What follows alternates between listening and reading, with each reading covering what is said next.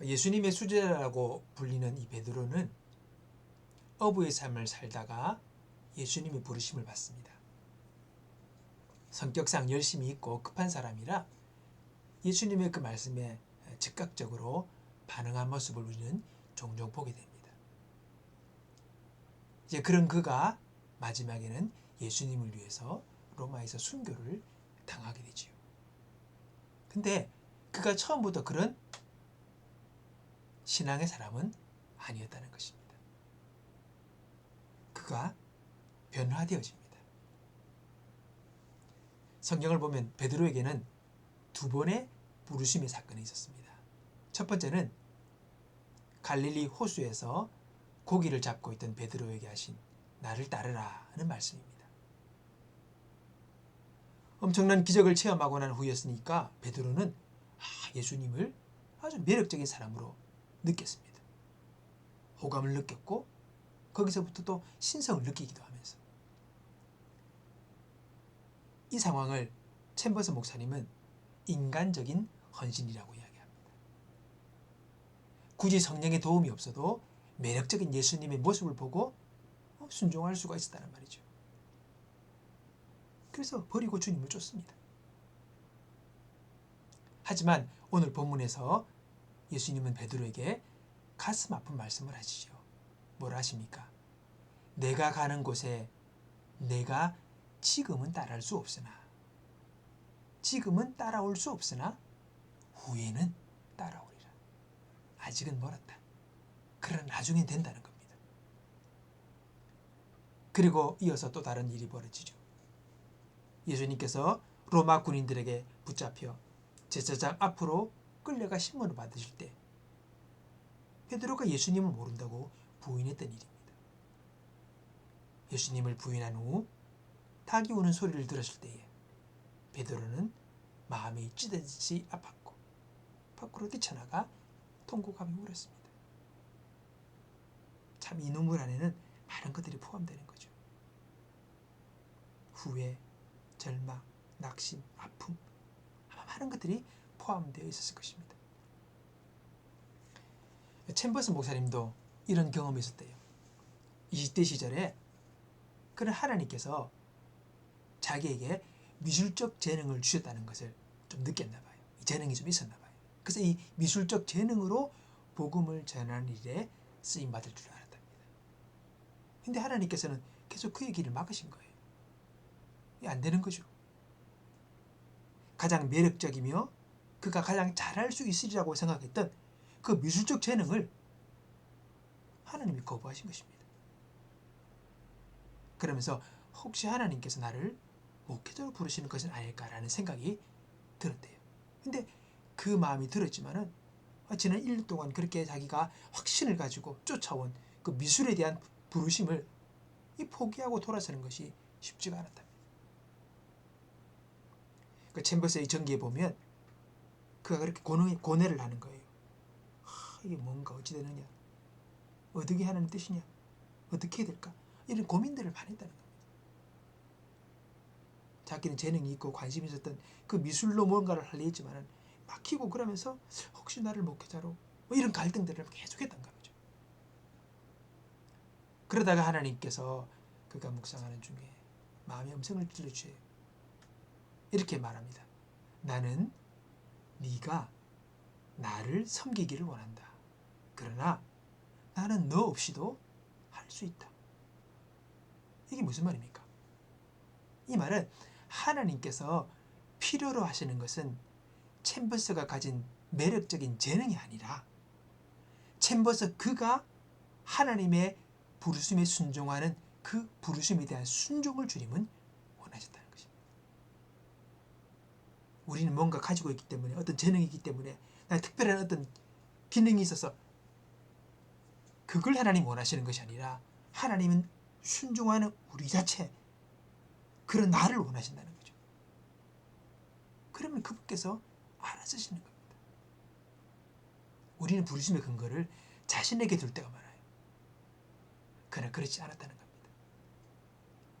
재능의 문제보다 하나님의 부르심에 순종하는 챔버스 그 자신을 원하셨다는 것입니다. 이 확신의 순간에 챔버스는 아주 강하게 하나님과의 친밀함을 느꼈다고 그는 고백합니다. 하나님이 너무 가깝게 확신 있게 너무 친밀하게 하나님을 느끼게 되었다는 겁니다. 무슨 뜻입니까? 챔버스의 순종에 하나님이 기뻐하셨다는 것입니다.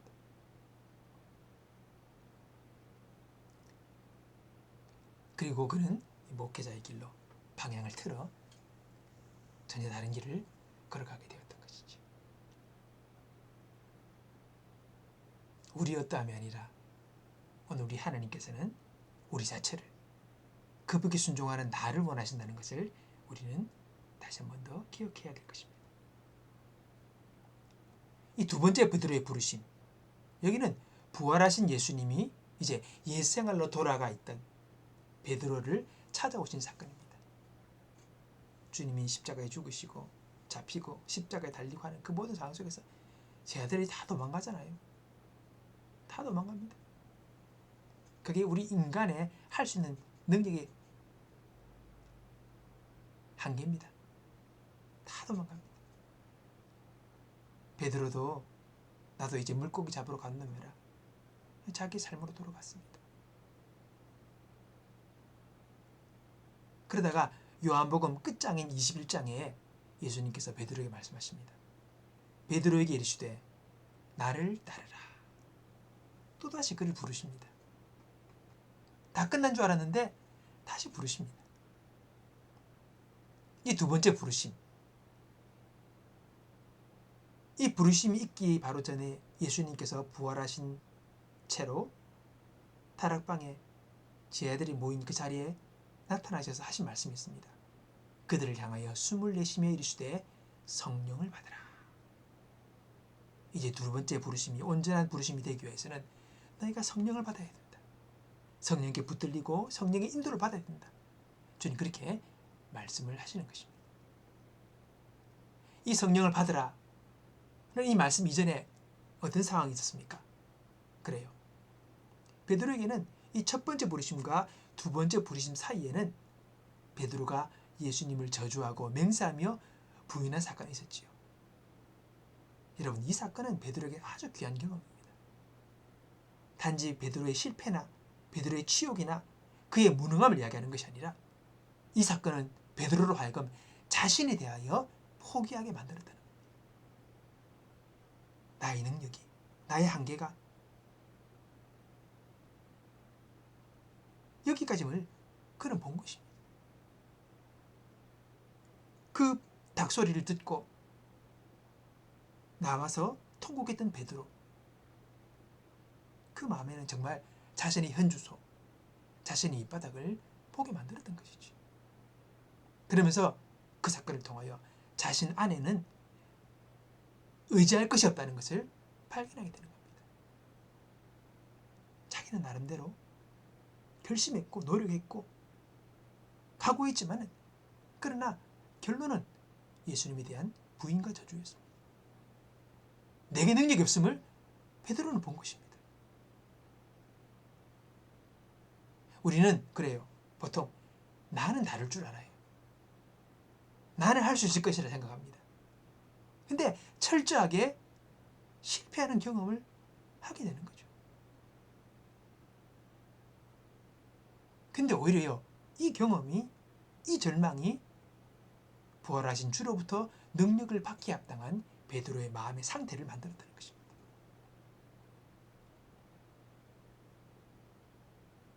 진실하게 되고 솔직하게 되고 자신에 대한 신뢰가 이제는 사라지게 되는 겁니다. 바닥을 보는 것이지요. 어떤 상태에서는 참 비참해지기도 합니다.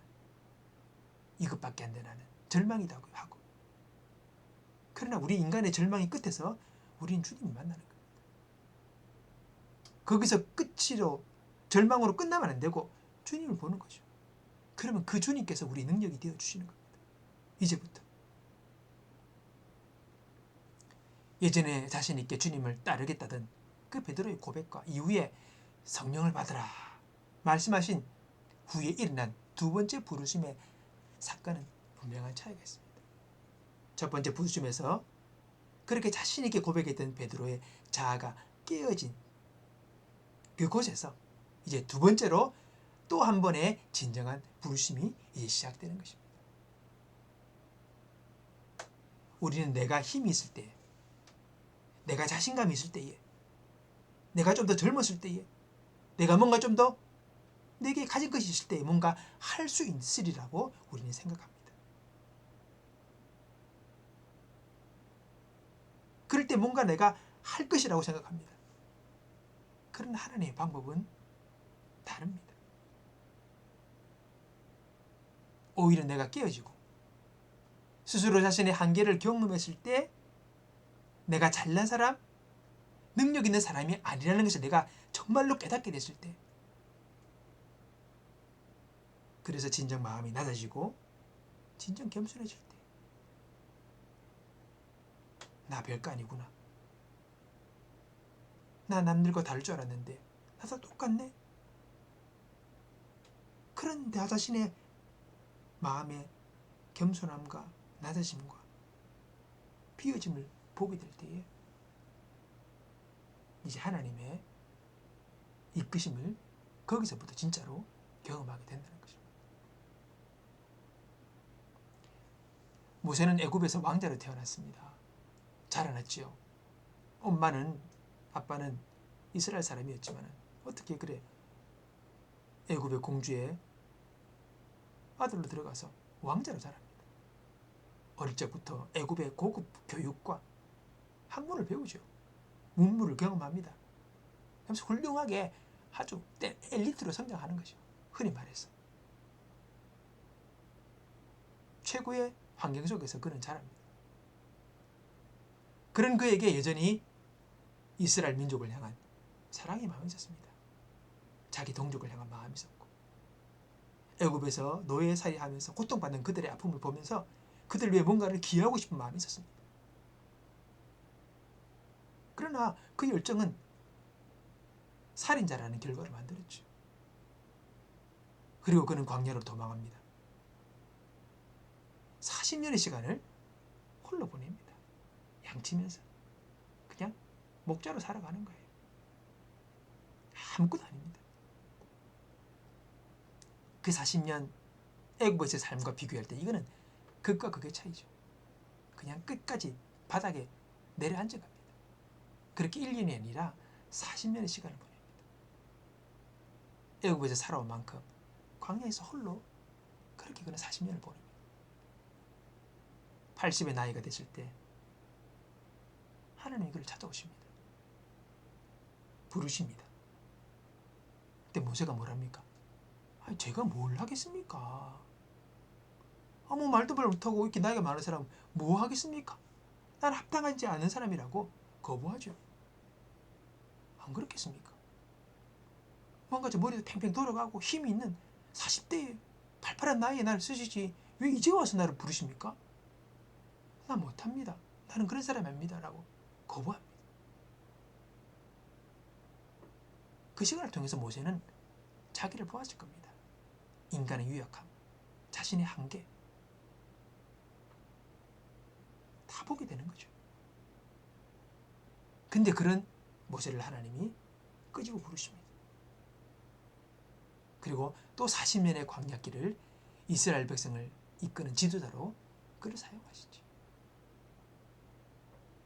팔팔할 때가 아니라 여러분 할 수 없다라고 생각했던 그 시간, 거기서부터 하나님은 그분의 능력으로 모세를 이끄신 것입니다. 내가 무너지고 깨어지는 그 순간이 하나님의 인도하심을 받기에 합당한 때임을 우리는 알아야 합니다. 정말 그 시간 정말 겸손하게 하나님 앞에 나아가 그분을 구할 때 그분의 역사가 그때부터 시작되어 진다는 것이죠. 성령을 받고 난 후에 베드로에게는 흔들리지 않는 확고한 지표가 생겼습니다. 오로지 예수 그리스도만을 향한 삶의 목표가 생긴 거죠.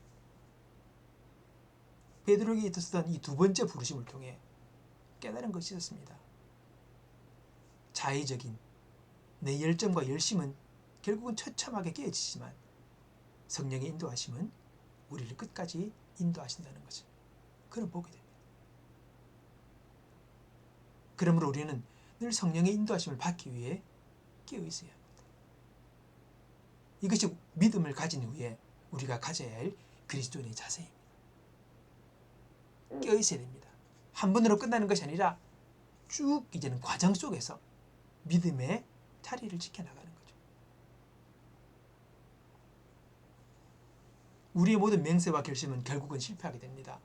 왜냐하면 우리에게는 그것들을 수행할 만한 능력이 없기 때문입니다. 능력이 없어요. 주님의 부르심을 따라 살 만한 능력이 내게는 없는 것입니다. 반면에 바울의 고백처럼 내게 능력 주는 자 안에서는 내가 모든 것을 할 수 있는 것가 됩니다. 능력 있는 자가 되는 것이죠. 그리스도 안에서는. 그래서 우리가 말이나 생각에서 그치지 않고 실제로 우리 자신을 내려놓고 포기할 때 우리는 성령의 인도를 받을 수 있게 되는 것입니다. 내가 살아있을 때는 성령의 인도를 받을 수가 없어요. 내가 다 해버립니다. 기다리지도 못하고 인내하지도 못하고 그분을 향하여 집중도 못합니다. 내 아이디어와 내 지혜가 번뜩이기 때문에 그런 것입니다. 성령은 내 능력이 아닙니다. 나를 넘어서는 하나님의 능력입니다. 성령이 우리를 채울 때 우리에게는 오직 한 가지 목표가 생깁니다. 바로 예수 그리스도. 이제 주님의 생각과 뜻을 따라 살겠다는 목표가 우리에게는 분명하게 생기게 되는 것이죠. 어떻게 하면 성령께서 내 마음에 충만히 임하고 주님의 인도를 우리가 받으며 살아갈 수 있겠습니까? 낚시꾼을 가득 실은 배 한 대가 엔진이 고장이 났어요. 그래서 바다 한가운데 멈춰버렸습니다. 날이 어두워지며 칠흑 같은 밤이 다가오자 배 안에 있는 사람들이 공포와 두려움에 휩싸이게 됩니다. 그때 누군가 비상등불을 찾아서 불을 밝혔습니다. 그리고 노를 찾아냈습니다. 사람들이 희망을 가지게 되었습니다. 아, 이제 살겠구나. 근데 방향을 알 수가 없습니다. 망망 바다 한가운데니까 어디가 육지인지 어디가 바다인지 어디로 가야 할지를 알 수가 없는 거죠. 다시 사람들이 절망에 빠지기 시작했습니다. 그때 한 사람이 나서서 등불을 끄자고 그랬습니다. 사람들은 말도 안 된다고 그랬습니다. 보여야 뭘 하지? 반대했지만은 등불을 끄자고 주장했던 그 사람이 나서서 불을 꺼버렸습니다.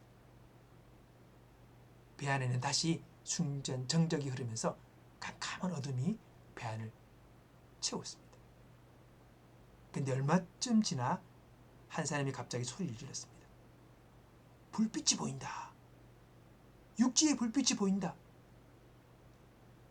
반딧불같이 자꾸 희미했지만 분명히 육지에서 비치는 불빛이 보이기 시작했습니다. 바로 앞에 있던 그 비상 등불 때문에 가려져 있던 육지의 불빛이 주위가 다 어두워지자 마침내 보이기 시작한 것입니다.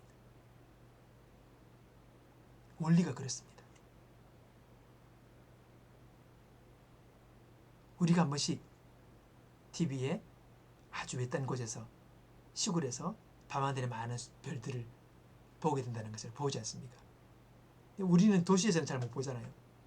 우리가 흔히 뭐 공기가 오염이 돼서 빛이 안 보인다 그렇게 우리가 많이 생각을 했는데 아니라는 걸 우리가 이제 알게 됐잖아요. 이유가 뭐냐? 한 가지 오염도 있지만은 도시의 불빛이 너무 강하기 때문에 그 불빛이 별빛을 가린다는 겁니다.